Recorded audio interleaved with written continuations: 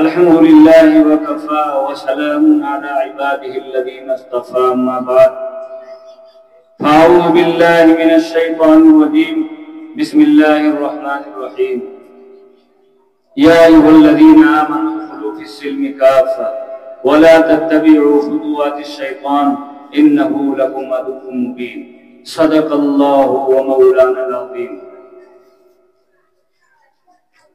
وقت کو غنیمت وہ لوگ سمجھتے ہیں، وقت کو غنیمت جو لوگ سمجھتے ہیں وہی مقبول ہوتے ہیں، نصیب ان کے چمکتے ہیں۔ محترم و مکرم سامعین کرام، علماء اعظام، خصوصاً مہمانان کرام، آپ حضرات کی خدمت میں میں کچھ تمہیدی باتیں، کچھ اصولی باتیں جس کو ہم کو اور آپ کو ماننے بغیر کوئی چارہ کار نہیں ہے، ہماری جس میں کامیابی ہی کامیابی ہے، انہی چند باتوں کو آپ حضرات کی خدمت میں عرض کرنے کی سعادت حاصل کر رہا ہوں۔ دعا کیجئے کہ اللہ تعالیٰ ہم لوگوں کو کہنے سننے سے زیادہ عمل کرنے کی توفیق عطا فرمائے۔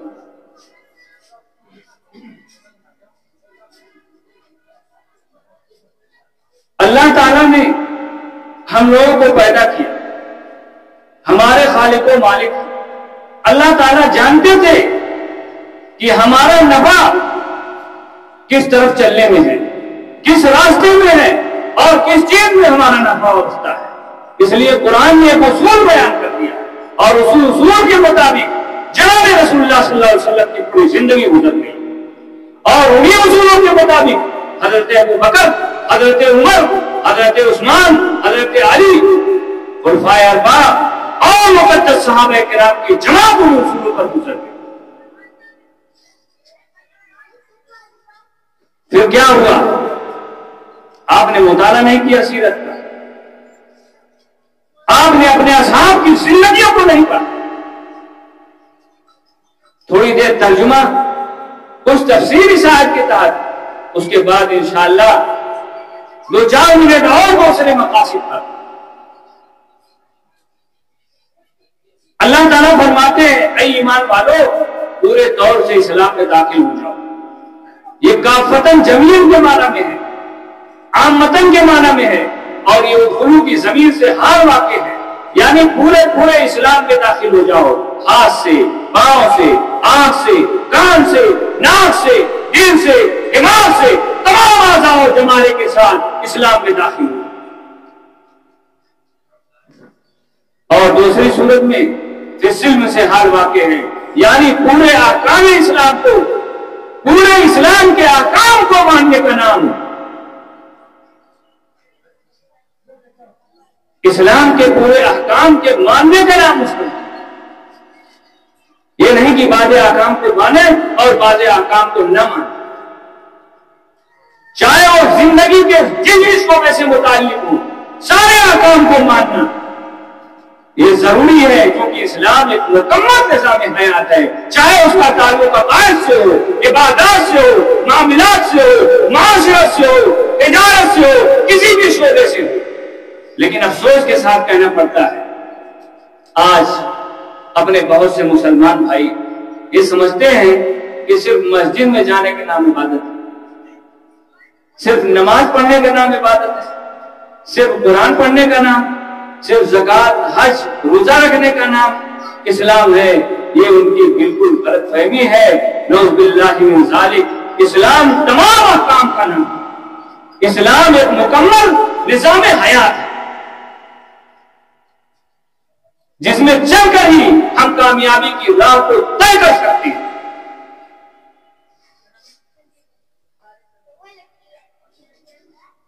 اسلام یہ ہرگز نہیں کرتا ہے، اسلام یہ ہرگز نہیں کہتا ہے کہ تم دنیا سے کٹ کر زندگی گزارو، اسلام ہرگز یہ نہیں کہتا ہے کہ تم خواہشات کو ترک کر دو، اسلام یہ کہتا ہے تم ایک بن کر رہو، تم نیک بن کر رہو، تم سچے بن کر رہو، تم پکے بن کر رہو، تم زندگی ایسی جیو کہ دشمن بھی رش کرے۔ اور تم موت ایسی مرو کہ دادیر تم پر دنیا ماتم کرتی ہے۔ ملت اسلامیہ کے غیور نوجوانوں، افسوس کی اس رات کو ہم نے چھوڑ دیا۔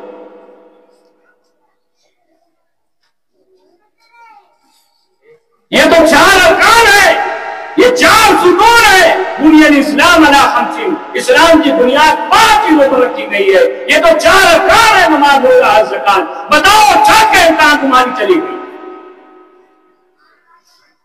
جس کے سائے میں تم زندگی گزارو گے۔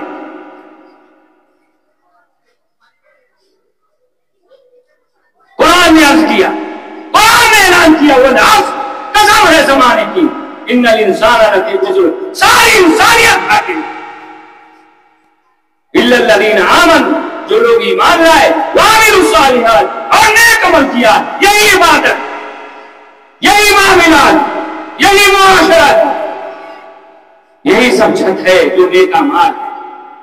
افسوس آج ہم مسجد میں جانے کو عبادت سمجھتے ہیں۔ یقیناً نماز پڑھنا عبادت ہے، افضل عبادت ہے، سارے اعمال کی توفیق اسی سے ہوتی ہے، دعاؤں میں قبولیت کا ذریعہ ہے۔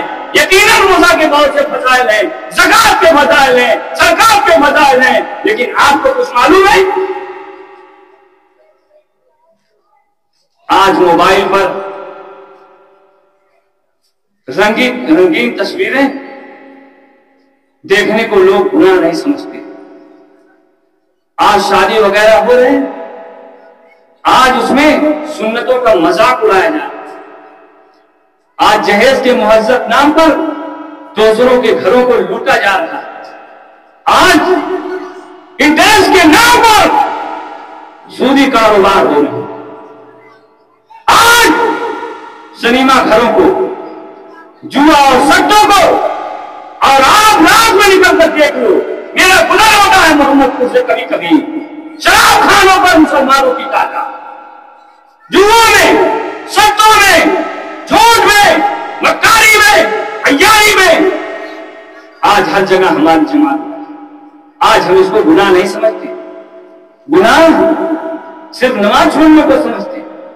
یاد رکھیے، پہلے ہم لوگ اپنے آپ کو درست کریں۔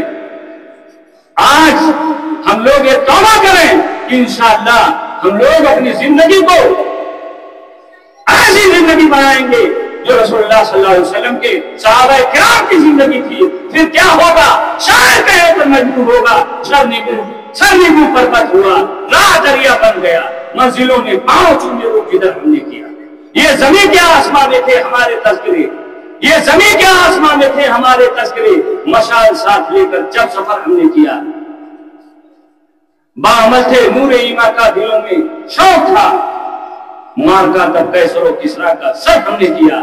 انشاءاللہ جس طرف قدم رکھ دیں گے کامیابی قدم چومے، ایک سیلاب برپا ہو جائے گا۔ کیا تم بھول گئے 22 لاکھ مربع میل کی حکومت؟ ہر کسی کی حکومت آج بھی بنا دے، 22 لاکھ مربع میل پر کسی کی حکومت ہو جیسا عادل کا آگے کوئی گزرا آج تک؟ تاریخ کبھی رقم نہیں کر سکتی ہے قیامت تک۔ اسلام اس کا نام ہے۔ ابھی مفتی صاحب پڑھ رہے تھے علامہ اقبال کے شعر، مذہب نہیں سکھاتا آپس میں بیر رکھتا،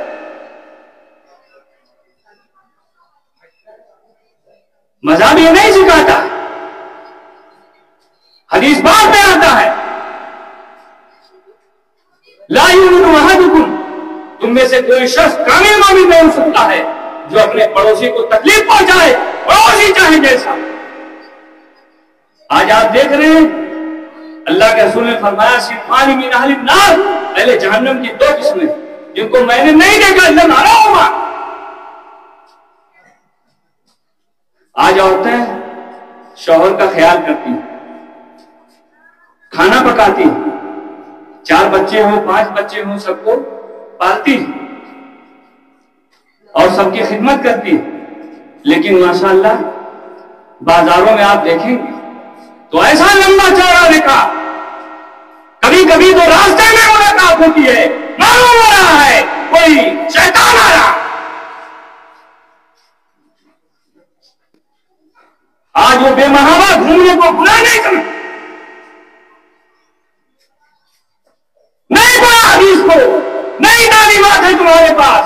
کہ جب عورت گھر سے نکلتی ہے تو اللہ کی لعنت میں داخل ہوتی ہے جب تک گھر کو واپس نہیں ہوتا، اور شیطان ناچتا ہوا پیچھے پیچھے چلتا ہے۔ نہیں پڑھا حدیث کو، ایک نابینا ہے، ازواج مطہرات پہنی ہوئی تھی، اللہ کے رسول نے فرمایا تم لوگ اس طریقہ پردہ کرو۔ کہنے لگے اللہ کے رسول افہمیا وہ تو اندھے، اللہ کے رسول نے فرمایا تم سلام، کیا تم لوگ اندھی ان کو نہیں دیکھ رہی ہو؟ آج بازاروں میں عورتیں نظارہ کر رہی ہیں، کہاں گیا تمہارا ایمان؟ اور ترقی تم چاہتے ہو اسلام والی؟ ارے بھائی جب قرآن نے اعلان کر دیا فی السلم کافہ، آنکھ سے، ناک سے، کان سے، دماغ سے، جمی اعضاء جوارح سے، چاہے وہ باطن سے تعلق رکھتے ہوں چاہے وہ ظاہر سے تعلق رکھتے ہوں، اسلام میں پورے طور سے داخل ہو جاؤ۔ بتاؤ اپنے اوپر غور کر کے تم کتنا پرسنٹ اسلام پر ظاہر میں عمل کرتے ہو، باطن کا حال تو اللہ کو معلوم۔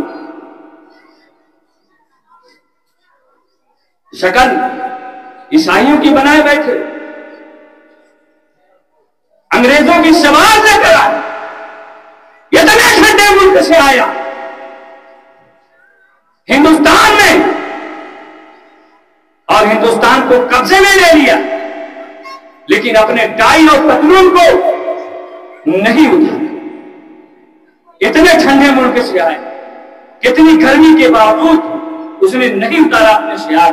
مسلمانوں نصرانیوں کے لباس میں گھوم رہے ہو، یہودیوں کے لباس میں گھوم رہے ہو، اور آپ صلی اللہ علیہ وسلم کے فرمان کو بھول گئے۔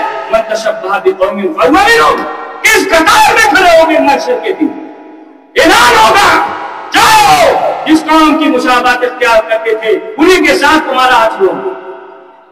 تاجر لوگ بہت خوش ہیں کہ ہم لوگ تجارت کر رہے ہیں، ارے دیکھ لو کہ شریعت کے مطابق کر رہے ہو کہ نہیں کر رہے ہو؟ تم کو پتا بھی ہے صرف کپڑے کی طے کرنے کا نام تجارت ہے، یہاں کچھ احکام خدا نے دیا ہے، سب سے پہلے جو قانون لاگو ہوتا ہے ہمارے اوپر خدائیت کا قانون لاگو ہوتا ہے، اس کے بعد پھر دوسری بات۔ مفتی طاہر صاحب بہت پرزور انداز میں آپ حضرات کے سامنے خطاب فرما رہے تھے، میں اس عنوان پر آنا نہیں چاہتا، لیکن اتنی بات ضرور کہتا ہوں، امت مسلمہ کے غیور نوجوان اگر اپنے مستقبل کو روشن بنانا چاہتے ہو اور اپنی آنے والی ضروریت کو تابراک بنانا چاہتے ہو تو اسے پر ایک فارم بنانا پڑے گا جس پر ہمارے صحابہ کرام کی جماعت چل نہ سکتے تھے، گرجن میں جاتے تھے، پاؤں شیروں کے دن میدان سے اٹھائے، کسی کی ماں نے دودھ نہیں پلایا تھا کہ ان کی آنکھ سے آنکھ ملا تھا، دیکھ کر چھکے چھوٹ جاتے تھے، دیوان دیوان۔ انگریز آیا، دیکھا کہ ہم لوگ مست ہیں، ہندوستان میں داخل ہوا، 15 اگست سن 1947 میں ملک آزاد ہوا، لیکن علماء کرام اور آخر میں ابنائے وطن کی، برادران وطن کی کوششوں اور محنتوں اور بے مثال قربانیوں سے ملک آزاد ہوا، لیکن لائن آرڈر یعنی امن و سلامتی کو قائم کرنے کے لیے کسی قانون کی ضرورت پڑتی، کوئی قانون تھا ہی نہیں، ملک اسی طریقے سے چلتا رہا کئی سالوں تک۔ آخر میں ہمارے علماء کرام اور قوم کے کچھ دانشوران بیٹھے اور بھیم راؤ امبیڈکر کی نگرانی میں ایک کمیٹی تشکیل دی، اور اس میں 35 مسلمان تھے، جس میں حضرت مولانا ابوالکلام آزاد، حضرت مولانا حفظ الرحمان سواری، حضرت مولانا حضرت موہانی، یہ انہیں کی قربانیاں تھی کہ آج تو جمہوری نظام بنا ہوا ہے۔ جمہوری نظام کا مطلب سمجھتے ہیں آپ؟